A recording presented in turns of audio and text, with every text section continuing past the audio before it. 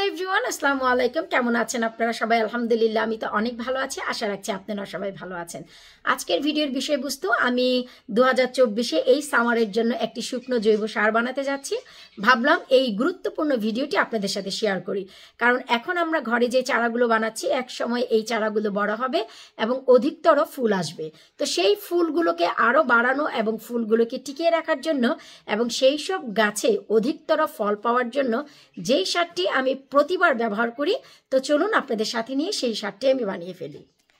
সবার শুরুতেই দেখাচ্ছি যে কোন কোন গাছগুলোর জন্য আমি এই সার বানাতে যাচ্ছি। শুকর আলহামদুলিল্লাহ, এই হচ্ছে আমার গাছগুলো। এই যে ছোট ছোট গাছগুলো যখন বড় গাছে পরিণত হবে এবং এই গাছগুলোতে যখন ফুল আসা শুরু করবে ভাব, ঠিক সেই সময় আমার এই সারটির প্রয়োজন হবে। তো এই সারটি আপনাদের আগে থেকেই বানিয়ে রাখতে হবে, এতে করে দেখা যায় সময় হলে আপনারা অ্যাপ্লাই করতে পারবেন। সো এখনই হচ্ছে রাইট টাইম সারটি বানানোর জন্য।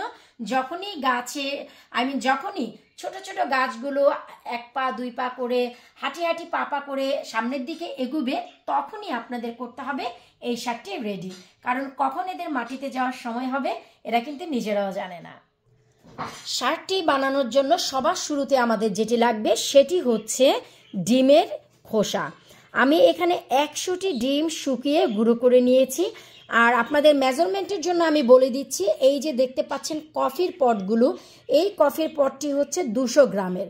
সো আপনারা যদি এমন একটি পট নেন তাহলে আপনাদের বুঝতে সুবিধা হবে যে আমি এই পটে কি পরিমাণ জিনিস ব্যবহার করছি। তো এই জিনিসগুলো যদি আপনারা ডাবল বা ট্রিপল করে নেন তাহলে আপনাদের সার বানাতে সুবিধা হবে। এখানে আমি 100টি ডিমের খোসা নিয়েছি শুকিয়ে। আর এই যে দেখতে পাচ্ছেন কফি, এখানে আমি খাবারের কফি ব্যবহার করেছি 5 টেবিল স্পুন। এই যে 5 টেবিল স্পুন আমি ব্যবহার করেছি। মেজারমেন্ট যে স্পুনগুলো থাকে সেই স্পুনের 5 টেবিল স্পুন।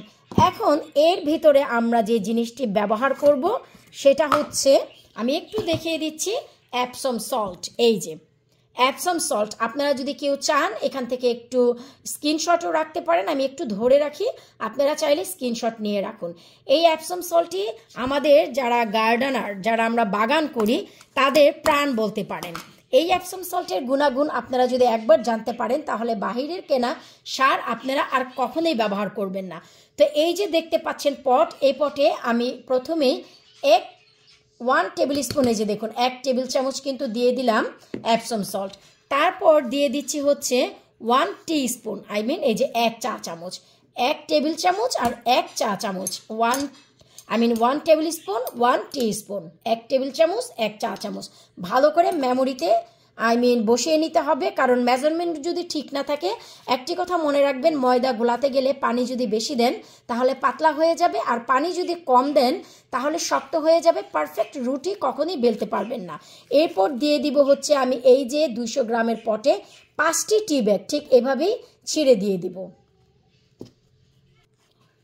এখন এর আগে আমাকে অনেকেই জিজ্ঞেস করেছেন যখন আমি টি ব্যাগগুলো ওপেন করেছি যে আপু এটা কোন ব্র্যান্ডের টি ব্যাগ, টেটলি না পেজি, কি ধরনের?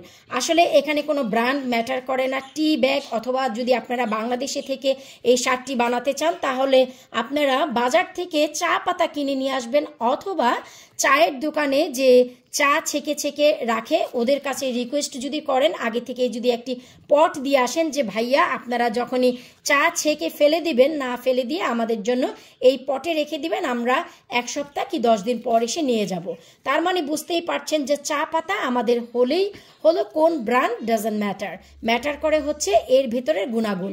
তো এই যে দেখুন এখানে কিন্তু আমি 5টি টি ব্যাগ দিয়ে দিচ্ছি, 5টি প্যাকেট। আমি এখানে 5 চামচ দিয়েছি, 5 টেবিল চামচ দিয়েছি কফি, আর 5টি টি ব্যাগ দিয়ে দিচ্ছি হচ্ছে আমি চা পাতা।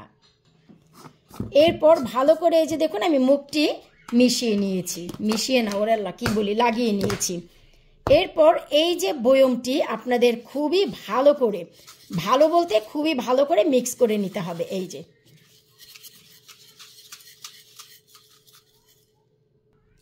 এই তো আমাদের ঘরোয়া শুকনো জৈব সার একেবারেই রেডি। দেখতেই পাচ্ছেন কি চমৎকারভাবে আমি ঘরেই কিন্তু সারটি বানিয়ে নিলাম। এখন যদি জানতে চান ইন্ডিভিজুয়ালি এই জিনিসগুলোতে কি কি আছে, ভিডিওর নিচে কমেন্ট করবেন। এরও একটি আলাদা ভিডিও নিয়ে আমি অবশ্যই আসব, যে ডিমের খোসা, চা পাতা, কফি এবং অ্যাপসম সল্টে কী এমন রয়েছে যা আমাদের গাছে দিলে গাছে উপকার হবে। কত সিম্পলভাবে আমি জিনিসটি বানিয়ে ফেললাম, আশা করি আপনারা দেখতেই পারলেন। আপনারা যে কোনো জারে রাখতে পারেন, কাচের জার, প্লাস্টিকের জার, এমনকি প্লাস্টিকের ব্যাগেও। এই যে জিনিসগুলো যখনই আমাদের গাছ বড় হবে, ফুল আসবে ভাব, তখনই হচ্ছে আমরা এই শুকনো জৈব সারটি গাছের গোড়ায় ব্যবহার করব। ট্রাস্ট মি, সেসব গাছে ফুল অধিক মাত্রায় আসবে, যতটুকু ফুল আসার তার থেকে 3 গুণ বেশি, এবং ফুলগুলো টিকিয়ে রাখার জন্য খুবই ইম্পর্টেন্ট আমাদের এই সার। তো আশা রাখছি যে আজকের এই ভিডিওটি আপনাদের ভালো লেগেছে। তো পরবর্তী ভিডিও নিয়ে অবশ্যই হাজির হয়ে যাব। আল্লাহ হাফেজ।